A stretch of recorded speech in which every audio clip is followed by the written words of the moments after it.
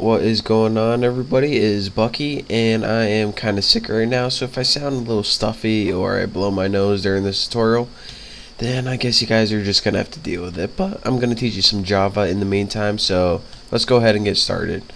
Actually, we took a break from GUIs for the next couple of tutorials. I'm going to be teaching you something about files. Now, you can create and modify files in Java just like most other programming languages. If you guys are saying, alright, what exactly is a file useful for? I'll give you guys the quick 1-2 of the main thing it's useful for.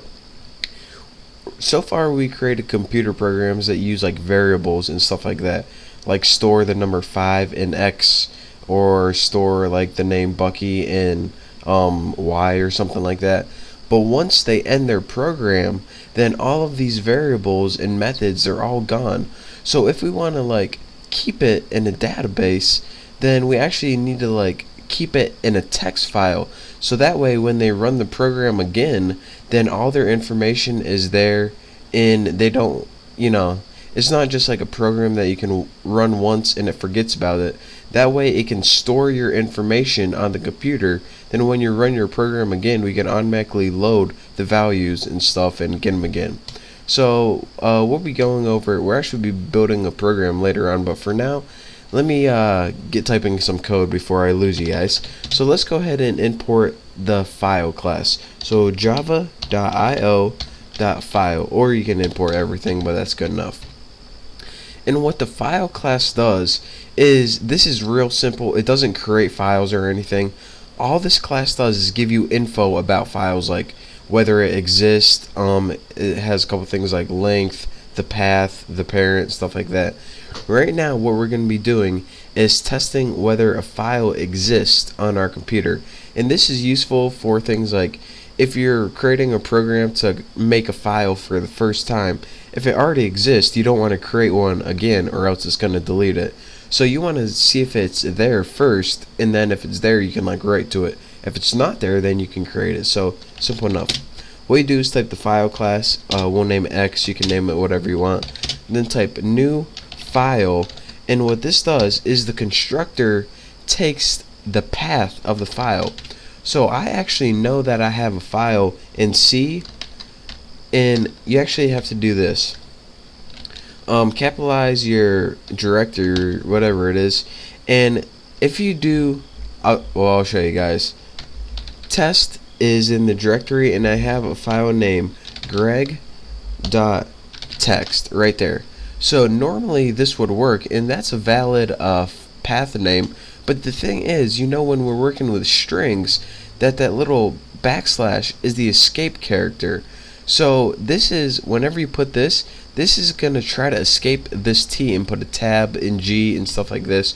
So what we need to do when we're working with path names in Windows is actually need to put 2 backslashes like this.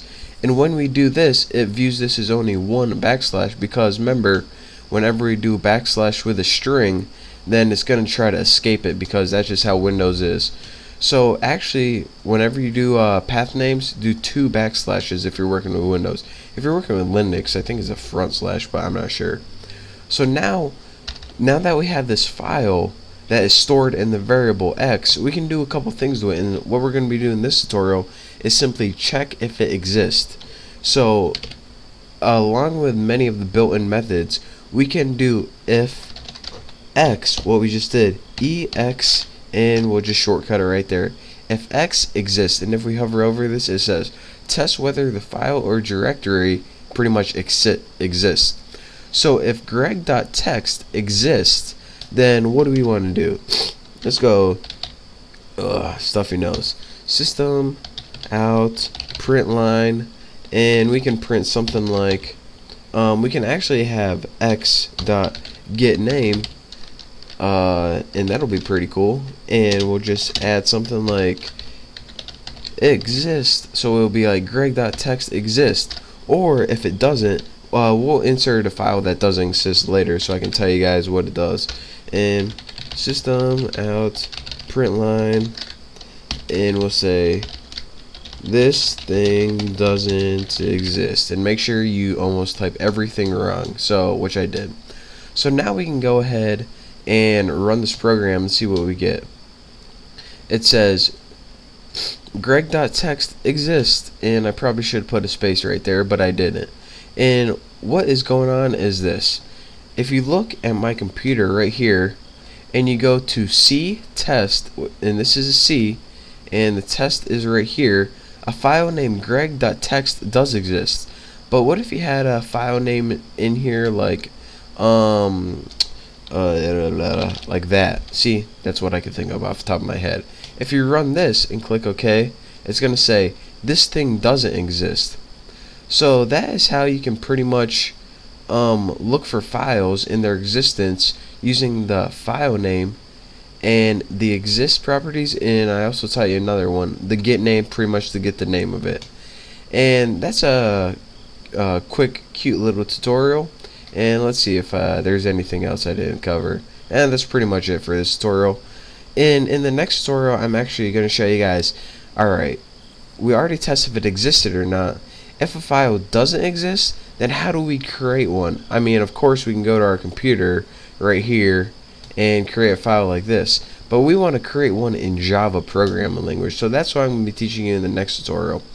So for now, thank you guys for watching. Study this, and again, review one more time. You create an object from the file class, and as this constructor, it takes the path name of the file. And remember, when you're working with strings, you got to escape the backslashes. Then you test whether it exists. If it does exist, run load code to do anything, and if it doesn't exist, then you usually in here you want to write code to create the file. But for now, I just want to write a little prompt saying this thing doesn't exist. So thank you guys for watching. I hope you learned a little something. Don't forget to subscribe, and